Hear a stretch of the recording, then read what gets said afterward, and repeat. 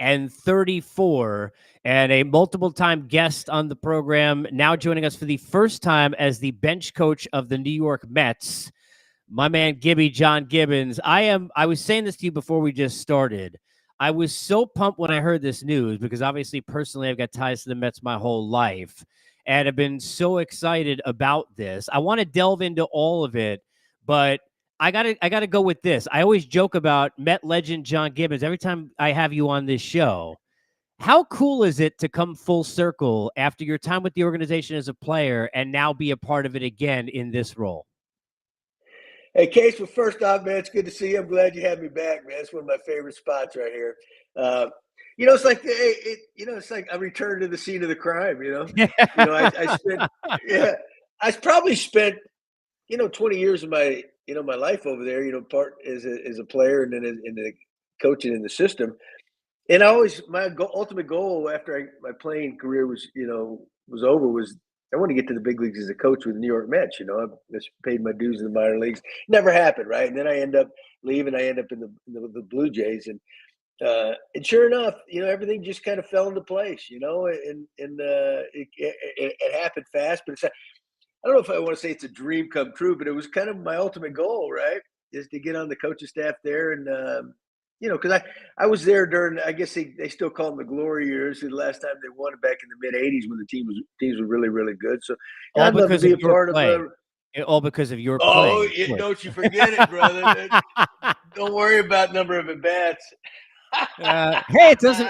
Hey! Look, there was stabilizer. There was a home run highlight circulating after this came out from like Met fans, and I'm like, okay. All right, Gibby, looking good. You didn't need to go to Yellowstone. You can go right to the beach with the abs you were working at that point. I mean, in your former life. But I think this is so very cool, and I want to get into all of this, and we'll delve deep into how it happened and what it means for you and some of your excitement. But as always, we're excited to say we're presented by our good friends at Bet Online. They are your number one source for your sports betting needs. Latest odds, lines, and matchup reports, baseball, basketball, football, boxing, UFC, golf, and more. They are the fastest and easiest way to get all your wagers, live betting, casino, and card games. They're all available right now, right from your phone. So get over the website, mobile device, join right now, and get in all the action. Remember to use the promo code BELIEVE. It's BLEAV. Get a 50% welcome bonus on your first deposit. It is Bet Online where the game starts. So let me start with this part. You're doing the Gibby show, and you're enjoying your time with the family. And how does this process begin where this becomes a possibility for you to join the Mets? Well, Casey, I mean, it was kind of funny how it all happened, and it happened fast. Yeah, I've obviously followed baseball. I've been in baseball my whole life, and even doing our show, you stay in tune with the transactions and all that. And naturally, being an ex-manager, I'd had my dream to get back and become a manager again. But that was kind of slowly fading. And so I was tracking who was getting what jobs, this and that. And then when I saw the Mets hired Carlos Mendoza, from the Yankees, I didn't know him, but I knew of him. I think his first year as a bench coach in New York was when I was my last year managing in Toronto. And but it did it. The thought entered my mind. Said, you know what? Maybe since he's doing it for the first time in New York, maybe they'll look for somebody with experience as a bench coach, right? And, after Buck left, and but I didn't give it any more thought than that, and didn't make any calls or anything. And sure enough, when my old bench coach, DeMarlo Hale, called me one day and said, hey, he knew Carlos. He said, I would like, can I pass on your name? Give me your number. I said, sure, I love it, And then a couple other coaches, same thing. That's how it started. So I talked to Carlos. I was very impressed, a good guy, good baseball guy. If you work for the Yankees, they're top notch, obviously. You got to know what you're doing, right, in that position. So right away, I knew, he's got it. He's a sharp dude. And then, then we kind of hit it off, You know how you talk to people and you can tell whether you like somebody or not. May not dislike them, but it's kind of, But yeah, we hit it off pretty good. Then next thing you know, things developed a little bit. And I talked to, David Stearns, the new president over there, and then a couple other guys. And sure enough, they selected me. And I'm looking forward to it. I think I can help him. That'll be my job to, all managers are different. Some want more stuff from their bench coach than others. It all depends. That's kind of, we got to develop that, but we'll see. But I'm excited to get back. I spent a lot of years over there, and I'd love to be part of a resurgence. Yeah, I was going to ask you because I want to delve into a number of things that you just said, but let me start with the relationship between a bench coach and a manager. Take us inside. What clearly there's got to be a huge element of trust.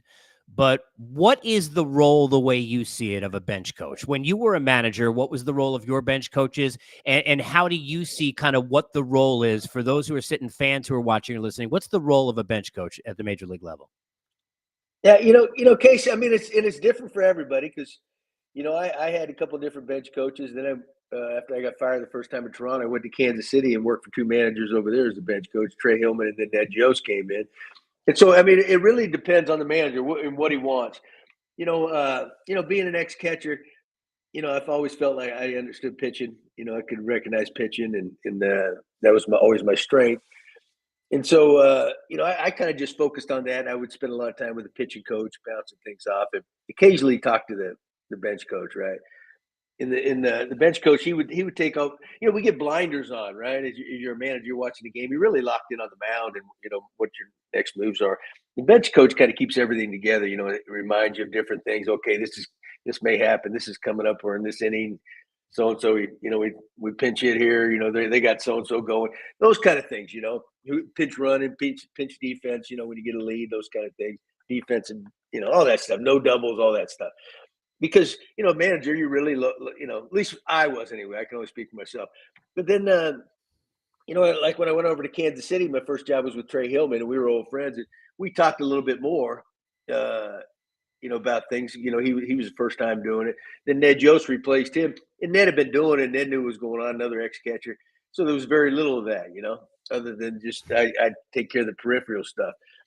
And then, so that it really all depends on what that guy wants, what in this case, what Carlos wants, and it'll be a feeling out process. I expect we'll talk a lot about the pitching situations, what's going on, and you know what, I will say this: nowadays, with analytics being so prevalent in the game, and it can be a little bit overwhelming. A big part of the bench coach job is, you got to decipher some of those numbers. I mean, everybody knows them going into the game, but you still reassurance, as that game's moving along, okay, you know how it is, man. We get a little crazy, right? And Not I you, assume so. never. Me.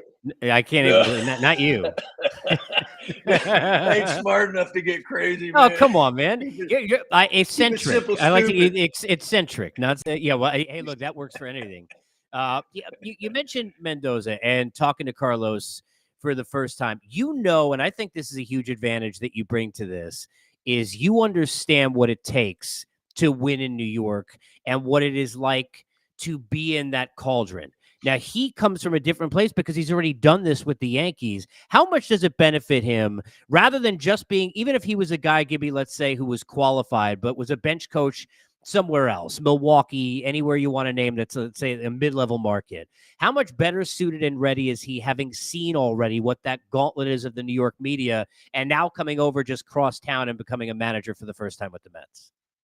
Oh, I think it's huge for him. I mean, like there's no place like the Big Apple, right? And it is really, in a lot of ways, his number one job, or at least up to 1A anyway, is going to be dealing with the media every day. Two or three times, and I mean, that can be overwhelming in a town like that. Expecting, because they're always competing. He's competing against his old team, the Yankees. You know how that works up there. And he's the spokesman for the team. He's going to be on the picture all the time, front page stuff. So yeah, that's going to be and that can be overwhelming, I assume. He did it as a bench coach, but now he's going to get a full metal jacket. So, but you know what? He's seen it, he's witnessed it, and that's got to make it easier on him. And he's very intelligent guy. He's very well spoken. So I think he'll be really good at it. Did you? I know you talked about talking to David Stearns. Let's start there. What was your impression of him? Again, just like Carlos, very very impressed. A sharp guy. Obviously came with the great reputation. They were talking about him, taking over that spot, a couple of years ago, and he's got success. He had a lot of success on unlimited resources, right? So So he understands how to do that. Now he's in a position, he's got the, the wealthiest owner in the game that wants to win, man. That's big.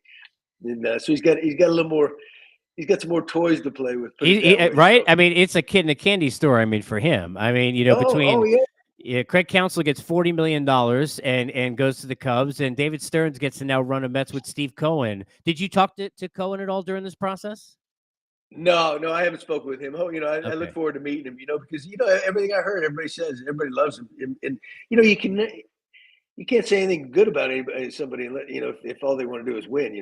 That's the whole idea of this project anyway, what I think, things I understand and I've kind of witnessed, he's big on the history of the team, because it retired, I think, Strawberry and Gibbons number this year, and he'd done some others in the past. And Keith Hernandez, I think, last year. I think that's important, So he identified, he's a Met, and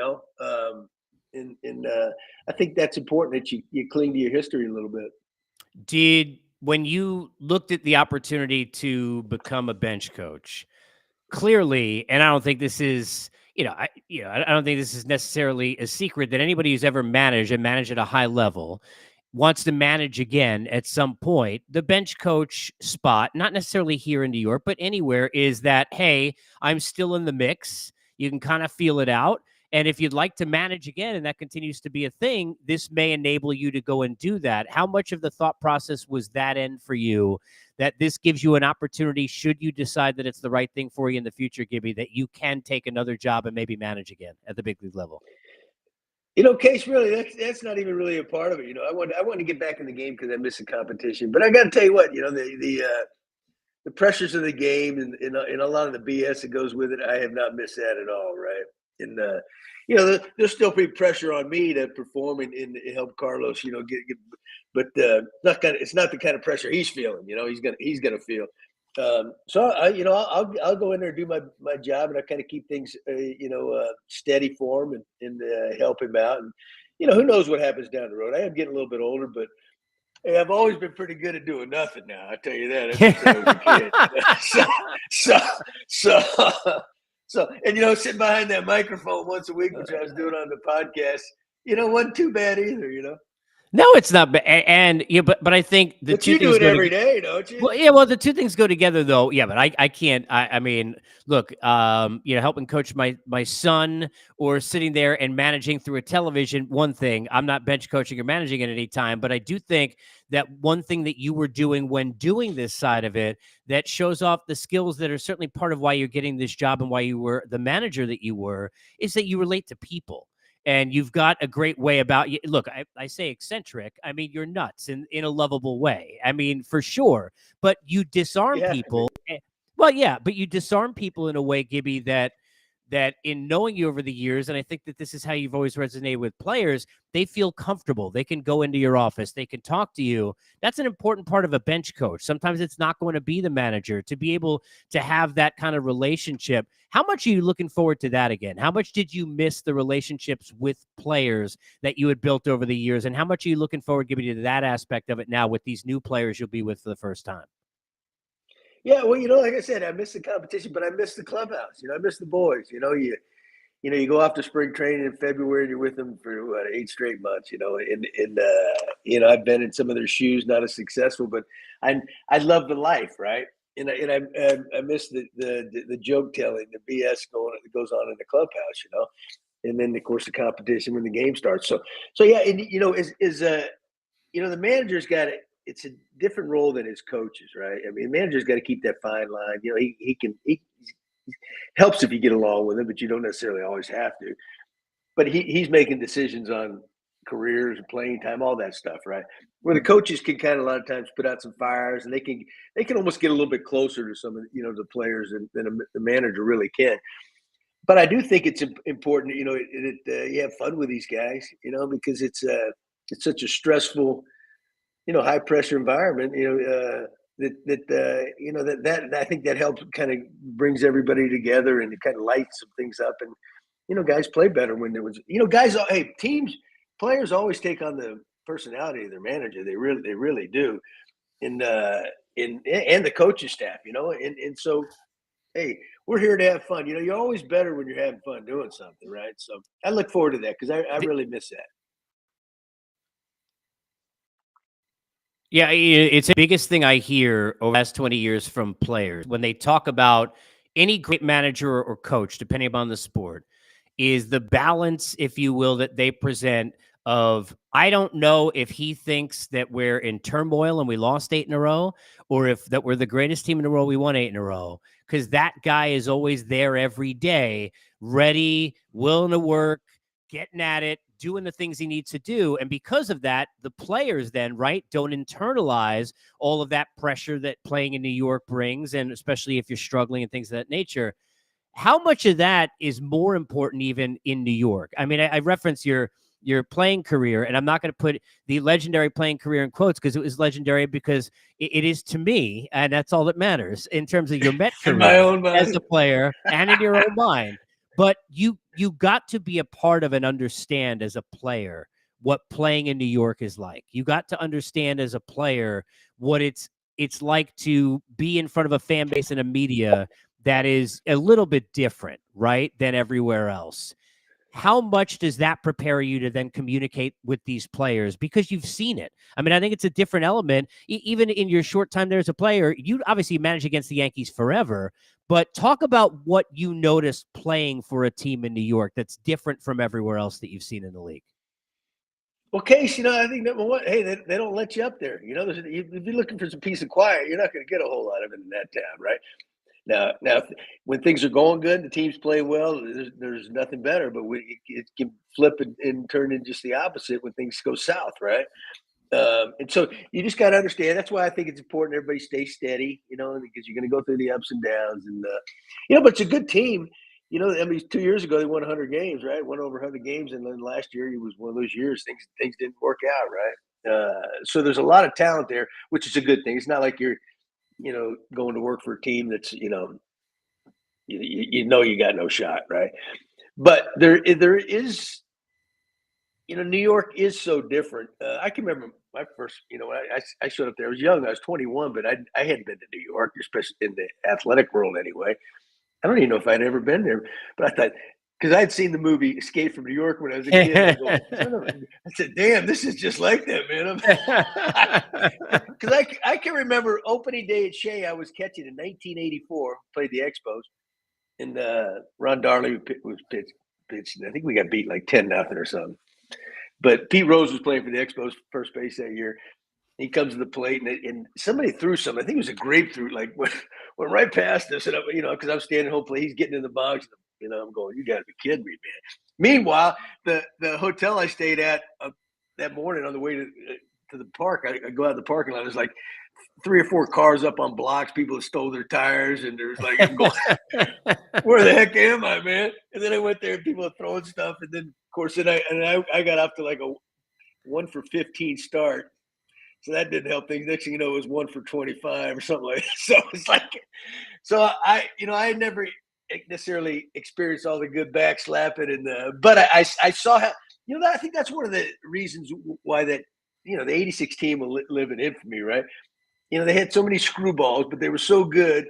But this group of guys, I mean, they understood how to blow things off, right? They fought amongst themselves, but when the game time, then they went out there together to win every stinking night, and then they might fight after the game or something like that. But, Yeah, they only took it out on the other team or airplanes during travel. Yeah, exactly. During that Exactly. Houston series. But it's interesting because one of the things that I've noticed, and I don't know, how much you've necessarily been following, because I know you've been traveling, and I want to get into your trip in before we get done here. So I got to bring Met fans, because I know you behind the curtain a little bit, so they understand just how lovable and nuts you are in a good way. But have you seen just how overwhelmingly positive the Met fans on Twitter and social media and everywhere that I've seen?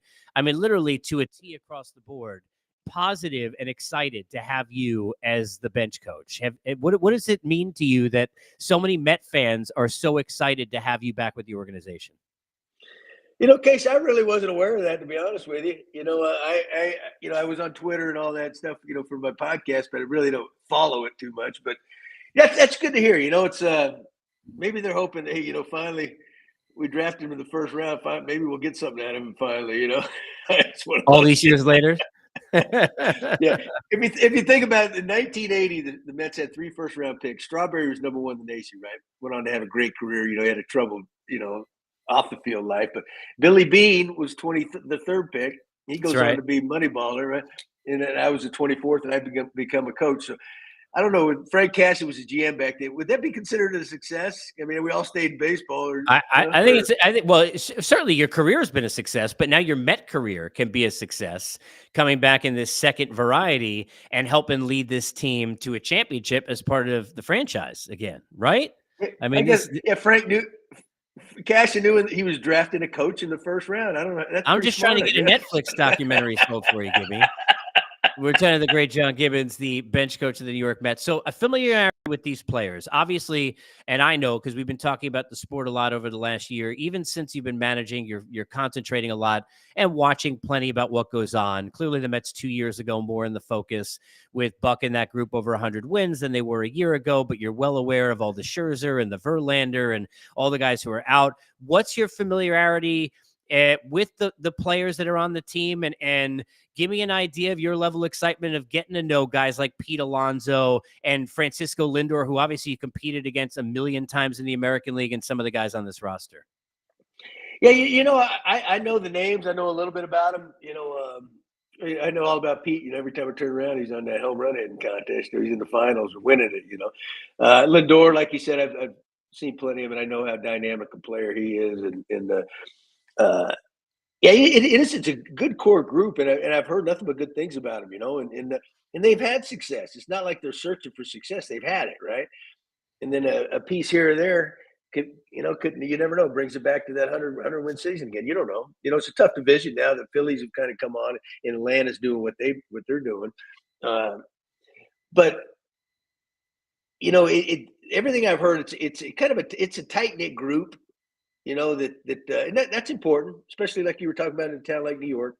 They got each other's back, and you got to hang tough. But we'll see. I still got to learn. I still got to watch him play spring training and get to know him, and to be really in tune with what I need. Now, I know what I need, and that is a little bit of the behind the scenes of you just came back. You were at. Tell me about the trip that you just went on. Yeah, because you were among I don't want to say it was like your own personal safari that you were taking over the last few days, but I know your better half is a better photographer than you are, and certainly does that, and is as professional as they come, and taking pictures of animals. Tell me about the trip that you just went on after you found out that you became the bench coach. Where, Hey, when you win a Case. Super Bowl, you go to Disney World. Where did John Gibbons go when he found out he was bench coach of the Mets? Go ahead. Hey, Kevin Costner, who my ass? He's You got went to it. That's all Yellowstone. fake. That's Hollywood, man. This is the real deal. No, you know what? My wife is a wildlife photographer, so we went out to Yellowstone. But you know what? We went out there last year for the first time. It was like in May of 22. We ended up going 5 or 6 times last year, right? And then we've already been 3 times this year. It's kind of our getaway. And then we drive or go down to the Grand Tetons, which is a couple hours away. And we see moose, grizzlies, buffalo, you name it, she shoots it. Not shoots it like this, man. Shoots it like this. Are you Can you give me? So you're driving down the road and going what, like 5 miles an hour, and she's taking pictures. There's nobody on this road. I mean, give me an idea, because you're not getting out of the car. This isn't like Jurassic Park where dinosaurs are No, coming up you to get you. it. But like, what's going on there? Oh yeah, what you do is, it depends on what time of year. We haven't been during the summer. They said summer don't even go because it's like mob. You can't even move. But we've been in the spring, and then the fall and the winter. And yeah, people you drive along the road, right? And you'll see an animal, but then they get out of the car and they take their pictures if they can. But if there's like bears or something, sometimes you have to sit in that car, and the park rangers will show up to make sure that everybody keeps their distance. But I just drive around, man. We see something, hey, get out, man. They have these turnouts on each road. I'll go down there, turn around, and keep going back and forth. But during the winter, I tell you, we were out there last year in January. It's 40 below. Yeah, that's how 40 nuts we are. degree, 40 degrees below, like wind chill, Below or like zero. legitimate weather No, temperature with below zero. yeah, it's below zero. It's like one of the coldest, if not probably the coldest place in the U.S. On certain days. But then you got these people that go out there because that time of year, everybody tracks the wolves. You know, they got their scopes because they usually stay too far out. You can't take pictures of. And so we're driving. Actually, the coldest day was 42 below. We're driving to the airport to head home through the park. We drove by and all these old people, man, they're sitting on these chairs with their scopes like this, man, out 40 below zero. 40 degrees below zero. I'm not even going outside, let alone driving well, around. Yeah, that's what I thought. I mean, are you nuts? You must get your car or whatever. You drove there or rented a car. Like, you must have great heating in that car because like a 40 below. Oh, yeah. I can't. It's like I'm in Atlanta and it's like 35 degrees and I've already lost all the New York in me, so I get freezing and everything. And I got to leave the heat on for 10 minutes before I get in the car. Oh, You kidding me? 40 below zero? That's bananas. Well, hey, we weren't getting out there, but these wolf trackers were. It was like, you know, but they're mountain people out there, you know. But hey, you get a little colder too, man. So you're such good shape. You don't have all that excess. Oh yeah, please. Fat on you, man. I'm A shape. I don't know if I'm in good shape, but I'm A shape. Just trying to keep the dad bod at like the highest of quality. So so you got back from your trip. What's the schedule like for you? You got a lot of downtime now, a lot of studying. I mean, what do you do to kind of prepare to get ready between now and spring training for you? Well, I got to brush up on my math. I will tell you that, man, because good luck analytics now is like, yeah. Actually, I was pretty good in math, but basic math. It wasn't, the heavy duty stuff. But we had some meetings to go because we have some new coaches to go over and meet different people in the organization, that analytics department, things like that. So we did that this past week, and then we're going to get together in January, the coaching staff, because there's a bunch of new faces, to kind of go over spring training for a couple of days, and really they're really doing things right, and the little things matter to them, and they want everybody to be ready to go and spare no expense. So, but it's a good group, got some guys that have been, Mike Sarborough, who was the third base coach at Cleveland's over there now. He's with Tito for all those years, Francona. So we got we got a lot of good guys and some guys, some holdovers that have been very successful, and so I'm looking forward to it. I think it'll be a good year. I got to ask you this before I let you run. The Ohtani situation, he gets $700 million. We know that, a lot of money and all of that. But I got to ask you about your friends up north in Toronto, because these poor Jay fans, who I know you got a great relationship with and they love you, it ends up being the guy in Shark Tank that's on the plane and not Ohtani. The Jays fans think that they're getting Ohtani, and they don't get Ohtani. Ohtani goes to the Dodgers for $700 million, and Toronto fans kind of heartbroken. What was your watching that from how much did you, because I think you were on the road in Yellowstone when this happened. Like, when did you find out about the Ohtani thing? And do you have any words of encouragement for the Toronto fans who thought they were getting Ohtani and ended up kind of getting played a little bit in this bidding war with the Dodgers? Yeah. Hey, I'm a little bit shocked that they were in the running that far, because and they were. Because what happened? It was what was he when he first came over 5 years ago? Was it?